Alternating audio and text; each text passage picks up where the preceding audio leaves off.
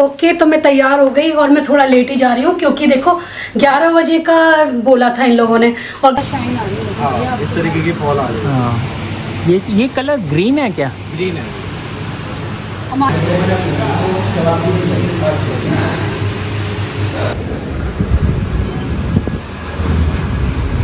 इस बार मैंने लिए। अच्छी शॉप है ये। लिखा है ये कि अपने पेरेंट्स के पास तुम ज़्यादा नहीं रुकते, उनको अपने पास नहीं रखते। मैं ज़्यादा बात नहीं कर रही इस बारे में क्योंकि अब मैं दूसरी बात करूँगी क्योंकि मैं अपना मूड अच्छा करना जानती हूँ। मुझे ज़्यादा देर परेशान रहना पसंद नहीं है एक्चुअली। मैं ना कुछ कुशन्स लेकर आई थी फर्नीचर टाउन से। यहाँ से मैं अक्सर कुशन लेती रहती हूँ।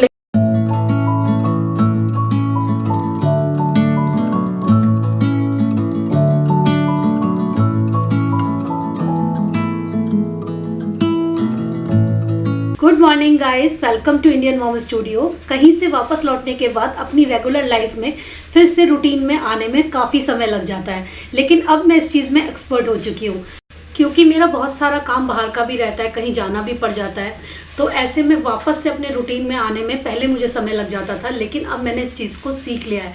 सिंपल सी कुछ चीज़ें जो मैं कहीं से लौटने के बाद करती हूँ, सबसे पहले जो भी सामान मैं लेकर जाती हूँ उन अटैची और बैग को खाली कर लेती हूँ।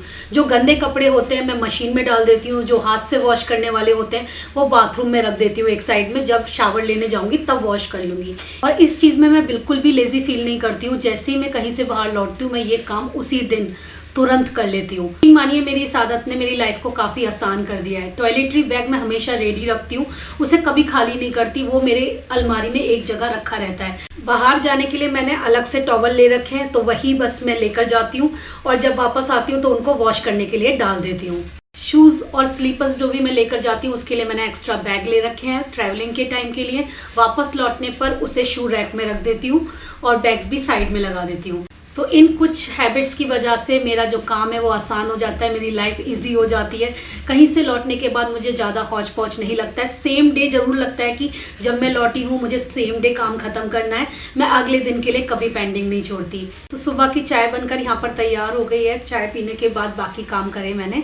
आज बेड वगैरह मैंने पहले ठीक नहीं किया था तो बाद में मैं ठीक करने के लिए आ गई थी। प्रशांत को चाय पीनी थी, सुबह उठते ही उनको थोड़ा सर दर्द लग रहा था तो मैंने सोचा कि नहीं पहले उनके लिए चाय बना देती हूँ, बाद में घर के काम निपटाऊंगी। तो अब बेड ठीक करने के बाद जो मैंने मशीन में कपड़े वगैरह लगाए थे, ट्रैवल वाले कपड़े तो वॉश हो गए थे, लेकिन कुछ कपड़े ऐसे बचे हुए थे जैसे कि बेड शीट हैं, कर्टेन्स हैं, ये भी मुझे वॉश करने थे। बहुत बार आप लोग पूछते हो मेरे से कमेंट सेक्शन में कि आप में इतनी एनर्जी कहाँ से आती है, आप इतने सारे काम कैसे कर लेते हो, साथ में अपना यूट्यूब भी संभाल लेते हो, घर भी अच्छे से संभाल लेते हो, तो आप में इतनी एनर्जी आती कहाँ से है, कितना फिट कैसे रहते हो। तो गाइज हम सबको ना घर की बहुत सारी जिम्मेदारियाँ मिली हुई हैं और उनको अच्छे से निभाना भी है और खुद को भी फिट रखना है, एनर्जेटिक रखना है, जिससे कि हम ये सारी रिस्पॉन्सिबिलिटी अच्छे से निभा पाए। तो सबसे पहले बात आती है आपके खाने की। खाना आपका ऐसा होना चाहिए जो कि आपको लगे, मतलब उसका कुछ बेनिफिट हो।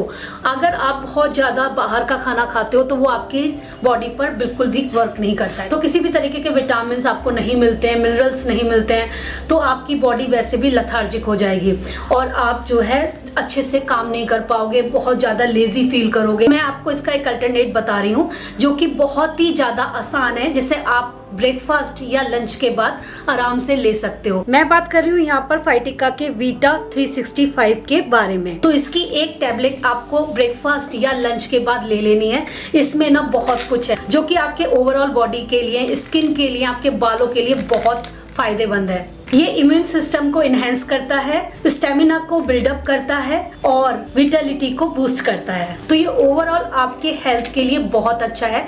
जो पोषण आपको रेगुलर खाने से नहीं मिल पाता है वो उस चीज को पूरा कर देता है। इसी के साथ ये साइंटिफिकली फॉर्मुलेटेड है। इसमें एक खास बात है, इसमें कॉर्न, ग्लूटेन, सोया, डेयरी और क्रुएल्टी फ्री है। और इसी के साथ इसमें गुडनेस है, अश्वगंधा, विटामिन, मिनरल्स, बायोटीन, साथ में जिनसेन एक्सट्रैक्ट और भी बहुत सारे न्यूट्रिएंट्स हैं इसमें। और पता है इसमें एंटीऑक्सीडेंट है जो कि पूरे दिन आपको काम करने की एनर्जी देता है। साथ में इसमें जो प्रोबायोटिक्स है ना वो आपकी इम्यूनिटी को बूस्ट करने में हेल्प करते हैं, आपके डाइजेशन को इम्प्रूव करते हैं। अश्वगंधा मसल स्ट्रेंथ को इम्प्रूव करने में हेल्प करता है। तो अगर आप पूरे दिन में कोई ऐसी एक्सरसाइज कर रहे हो या फिर कोई ऐसी एक्टिविटी कर रहे हो तो वो मसल्स को रिलैक्स करने करने में भी हेल्प करेगा। मतलब एक्टिव रखना बहुत ज़्यादा ज़रूरी है, चाहे वो घर के काम हो या फिर ऑफिस के वर्क हो। उनकी जो रिस्पॉन्सिबिलिटी है उन्हें निभाने के लिए आपको एक्टिव और एनर्जेटिक रहना ही है, तभी आप तरक्की कर पाओगे, है ना।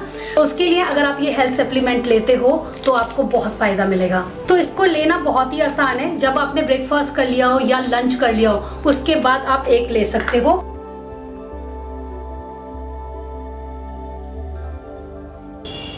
इसका जो लिंक है मैंने नीचे डिस्क्रिप्शन बॉक्स में छोड़ दिया, आप जाकर वहां से चेक कर लीजिएगा।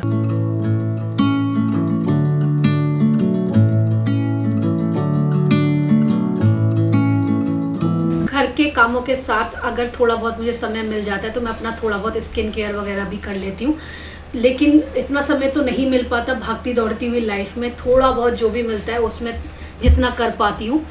और आजकल तो वैसे भी मैं बहुत दिनों से इधर उधर भाग रही थी, घूम रही थी, तो चेहरा बहुत डल डल सा फील हो रहा था। तो सबसे पहले मैंने चेहरे पर स्क्रब किया और उसके बाद मैंने ये गोल्ड मास्क लगाया है। और ये मास्क काफ़ी अच्छा है और मुझे जाना भी था आज। एक्चुअली आज हमारी किटी थी, इसीलिए मैंने घर के सारे काम सुबह उठकर जल्दी जल्दी ख़त्म कर लिए थे।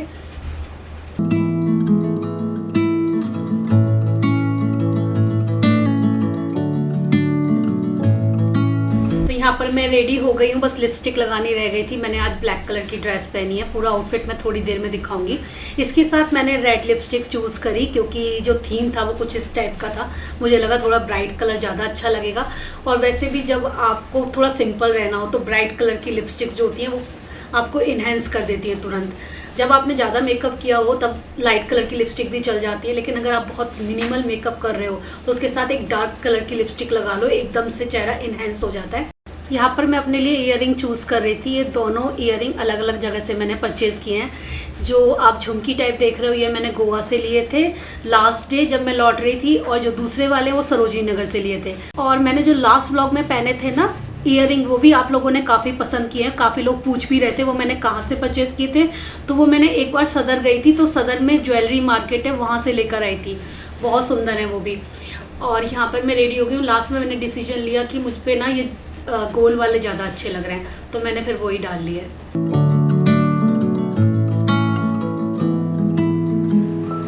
ओके, तो मैं तैयार हो गई और मैं थोड़ा लेट ही जा रही हूँ क्योंकि देखो 11 बजे का बोला था इन लोगों ने, और 11 बजे इतने सारे काम होते हैं कि कोई नहीं ख़त्म हो पाते चाहे कितनी भी जल्दी करो। और फिर मैं तो कल लौटी भी हूँ मुरादाबाद से, तो बहुत सारी चीज़ें मुझे अरेंज भी करनी थी। सारे कपड़े मैंने सब के सब निकाल दिए, धुलने में भी डाल दिए। मैंने बहुत सारा काम आज किया है। फिलहाल मैं आपको दिखाती हूँ मेरी ड्रेस आज की। तो ये है मेरा आज का आउटफिट। ये लॉन्ग गाउन है और इसमें नीचे ना बहुत सुंदर बॉर्डर कह लीजिए आप, वो लगा हुआ है। बहुत ही प्यारा सा है, बहुत सुंदर सा बॉर्डर है। और पहले ना इसकी स्लीव्स यहाँ तक की थी और ये लास्ट में था ये चीज़, तो मैंने ये वाला पैटर्न हटवा के इसकी स्लीव्स यहाँ पर लगवा ली और यहाँ पर मैंने फ्रिल लगवा लिया। तो मैंने इसका थोड़ा डिज़ाइन चेंज किया था। आने के बाद मुझे थोड़ा सा ज़्यादा लंबी बाजू अच्छी नहीं लग रही थी, मुझे लगा समर में नहीं पहन पाऊँगी, तो इसीलिए मैंने ये कट करा के थोड़ी सी फिटिंग कराई थी। और ये मैंने ना मीशो से लिया था, बहुत टाइम हो गया लिए हुए, लेकिन पहना पहली बार है। अगर बात करूँ लिए हुए की तो इसे 1 साल हो चुका है। 1 साल से ये रखा हुआ था फिटिंग की वजह से, जब मैंने फिटिंग कराई है तब पहना है। इसका देखो नेक वगैरह बहुत प्यारा सा है और इसके साथ मैंने ये वाले इयररिंग्स पहन लिए। और आज का जो हमारा थीम है ना वो है रेड कारपेट, तो मुझे लगा रेड कारपेट के हिसाब से अभी जो मेरे पास आउटफिट है वो यही है। नया खरीदने से कोई फ़ायदा नहीं है, घर में ही रखा हुआ था और अच्छा भी लग रहा है, तो इस टाइप के आउटफिट रेड कारपेट पे अच्छे भी लगते हैं। और इसके साथ मैंने ये स्लीपर्स पहनी है, ये भी ग्रे कलर की है। ये मैं मुरादाबाद से लेके आई थी, दिवाली पे गई थी तब मैं लेके आई थी पिछले साल। तो ये भी अच्छी खासी हील है इसके अंदर, तो अच्छी भी लग रही है इसके साथ। चलो अब मैं निकल लेती हूँ क्योंकि मैं लेट हो रही हूँ, ऑलरेडी 12 o'clock होने वाले। मिलती हूँ थोड़ी देर में।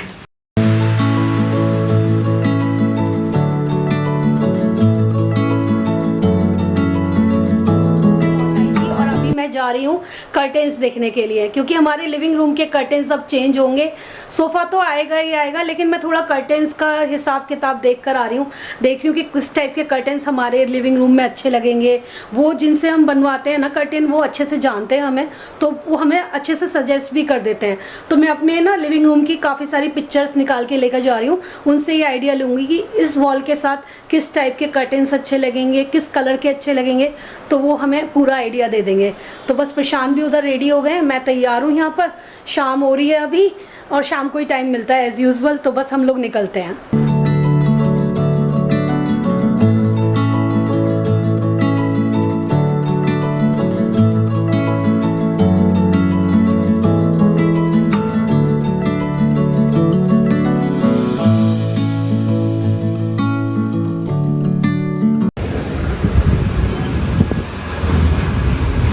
इस बार मैंने लिए। अच्छी शॉप है ये, आया करो आप लोग, अच्छी शॉप है, थोड़ी महंगी है बस। और इन्होंने मेन एंट्रेंस बंद कर दी है यहाँ से।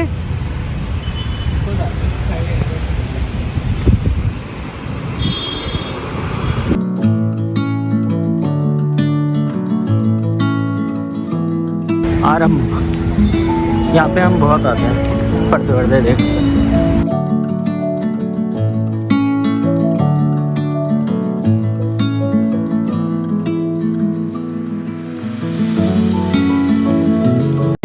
RTC राजनगर गाजियाबाद, और उनकी शॉप का नाम है आरंभ। मैं यहाँ से पर्दे वगैरह सिलवाती हूँ।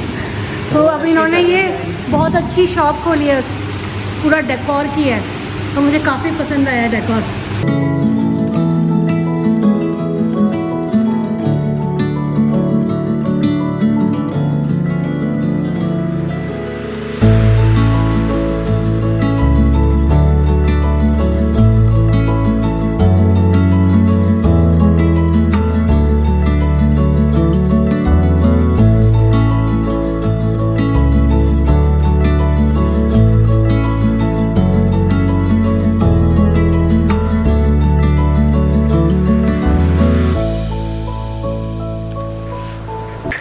आज घर लौटते वक्त पूरा मूड ख़राब हो गया। किसी रिक्शे वाले ने ना, जिनके लोहे के पूरे रिक्शे बने होते हैं, ई रिक्शा टाइप जो होते हैं, उनने ना साइड से प्रशांत की गाड़ी में लगा दी। और वो जो जगह नहीं होती है फिर भी इतनी सी जगह में वो निकाल के पता नहीं कब आ गया अचानक से, और ऐसे घिसेटता हुआ गया। और जो शीशा था ना वो बाहर की तरफ ऐसे निकला हुआ था, वो शीशे में जाके अटक गया। और इतना तेज गुस्सा आया प्रशांत को, बहुत तेज गुस्सा आएगा नहीं। मतलब हम अपनी लेन में चल रहे हैं और वो मतलब बंदा जो है ऐसे मोड़े चले जा रहा है, मतलब जगह नहीं होती है फिर भी वो अपने, और उनकी जो वो होता है ना जिसमें बैठाते हैं उसमें कुछ नहीं होता, सिर्फ लोहा लगा होता है। तो अल्टीमेटली डैमेज जो होता है ना, जिसकी गाड़ी होती है या जिसका स्कूटर होता है या बाइक होती है उसका होता है।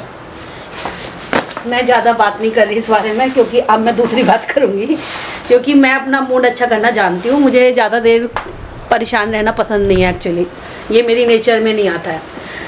मैं थोड़ी चुलबुली टाइप की हूँ, और ऐसे ही प्रशांत भी अभी गुस्सा कर रहे, थोड़ी देर बाद ये भी ऐसी बात कर रहे हैं नॉर्मली, बिल्कुल नॉर्मल, जैसे कुछ हुआ ही ना हो। आज मैं ना कुछ कुशन्स लेकर आई थी फर्नीचर टाउन से।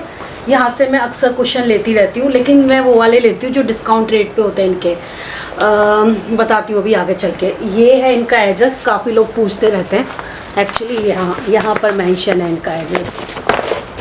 ये है इनका एड्रेस प्रॉपर, और काफ़ी अच्छी शॉप है। यहाँ पर हम लोग सोफ़ा भी देखने के लिए गए थे, लेकिन सोफ़े की कॉस्ट कुछ ज़्यादा ही बोल रहे थे, पर सीट ना 30,000, जो कि बहुत ज़्यादा एक्सपेंसिव है।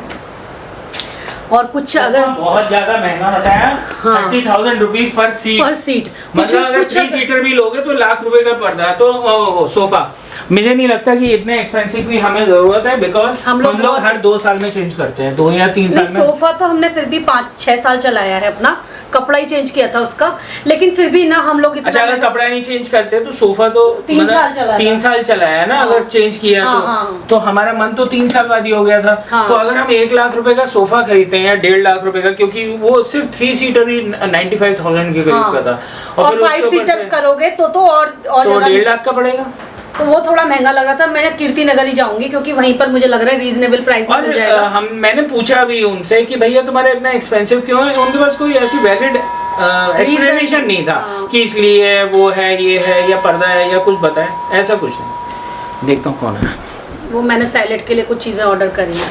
प्रशांत का सैलेड खाने का मन था आज। मैंने उनसे पूछा था क्या खाओगे खाने में, तोरई कटी हुई थी। मैं तोरई और रोटी बनाने की सोच रही थी, लेकिन उनका मन नहीं है तोरई खाने का।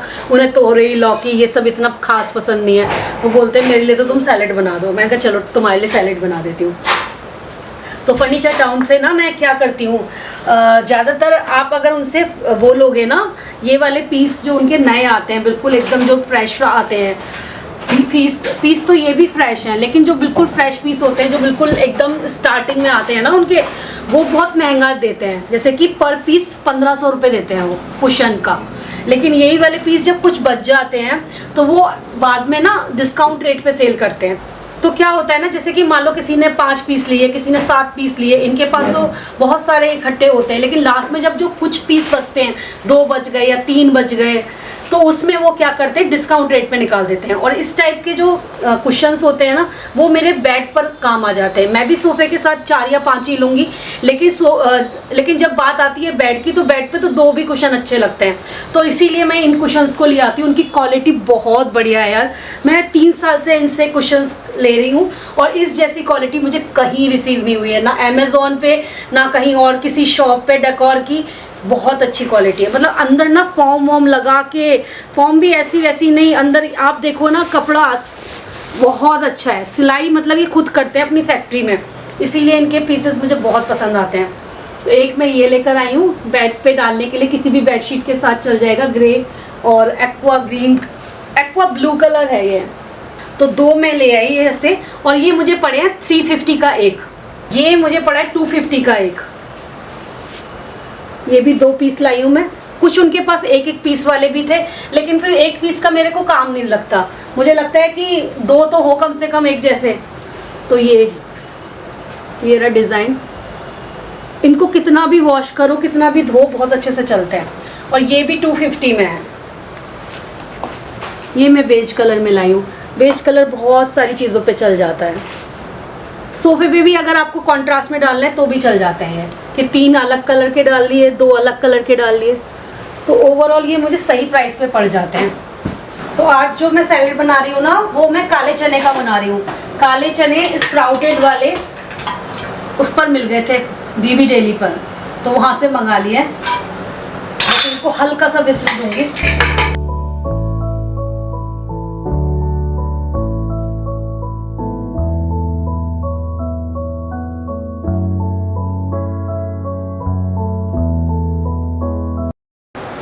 सामान आ गया तुम्हारा? हाँ आ गया। आ गया, चलो जल्दी से बना दो, भूख लग रही है। अरे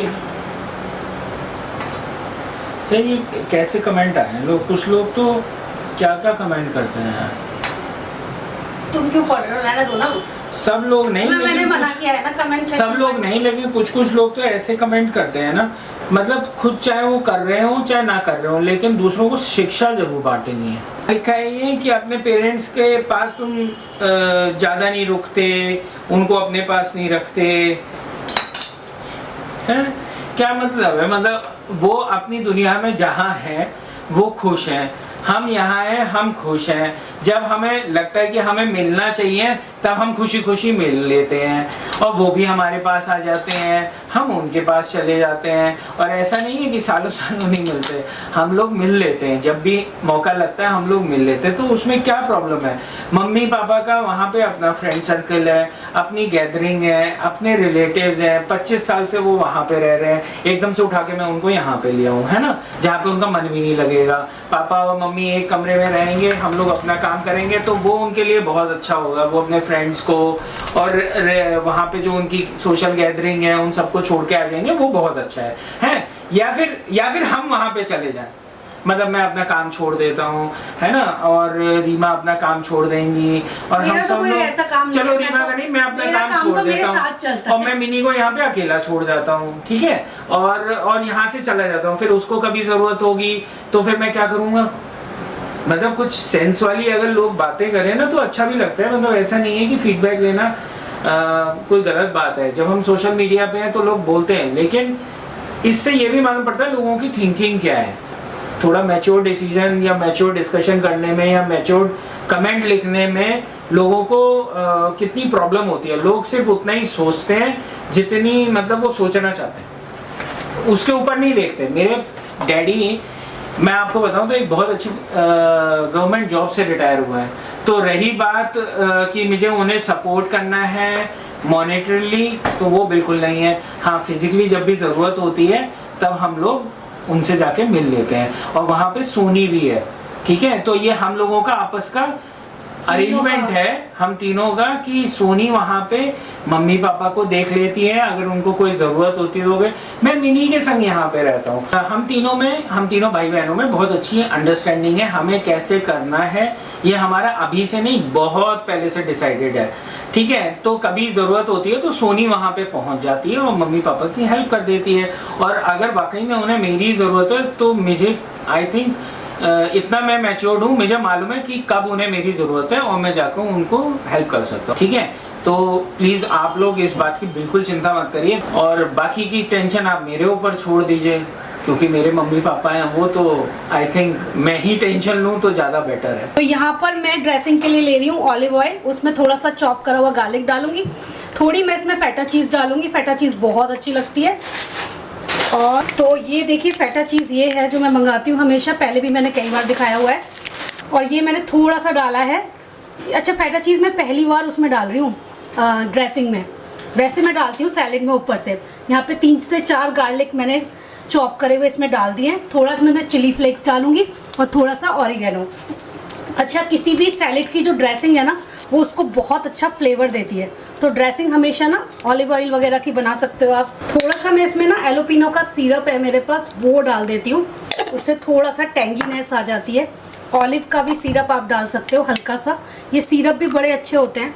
बहुत थोड़ा थोड़ा, ½ टीस्पून 1 टीस्पून के करीब। और यहाँ पर मैं एप्पल साइडर विनेगर भी डाल रही हूँ, तो ये भी मैं ½ टीस्पून के करीब डालूंगी। आपके घर में कोई भी विनेगर है ना, आप वो इस्तेमाल कर सकते हो, टॉप्स वगैरह का भी आता है। यहाँ पर मैं डाल रही हूँ पिंक सॉल्ट, ये सैलेड वगैरह में काफ़ी अच्छा लगता है, तो इसीलिए मैंने मंगाया हुआ है। अमेज़ॉन पर मिल जाएगा आपको। तो यहाँ पर हमारी लगभग ड्रेसिंग तैयार है। आप चाहो तो इसमें थोड़ा सा मियो भी डाल सकते हो।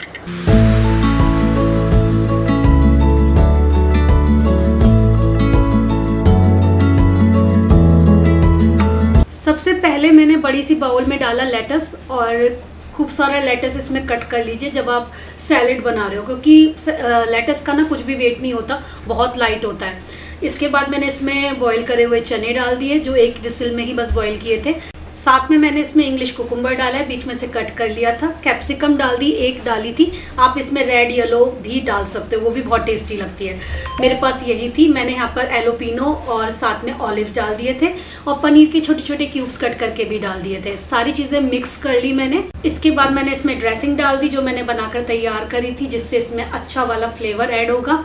उसके बाद इसे सैलेड के साथ अच्छे से मिक्स कर लेना है। लास्ट में मैंने इसमें थोड़ी सी फेटा चीज़ भी डाली है ऊपर से, बहुत ही ज़्यादा टेस्टी लगती है। और सर्व करने से पहले मैंने क्रूटॉन्स भी डाले थे, जो कि मैंने स्टार्टिंग में ब्रेड के बनाए थे, लेकिन वो दिखाना रह गया था आप लोगों के साथ। एक्चुअली एक कॉल आ गया था और मैं उसमें बिज़ी हो गई। तो इस व्लॉग को मैं यहीं पर एंड करती हूँ और मिलती हूँ आप लोगों से एक और अच्छे वीडियो के साथ। तब तक के लिए bye bye and lots of love. Love you guys.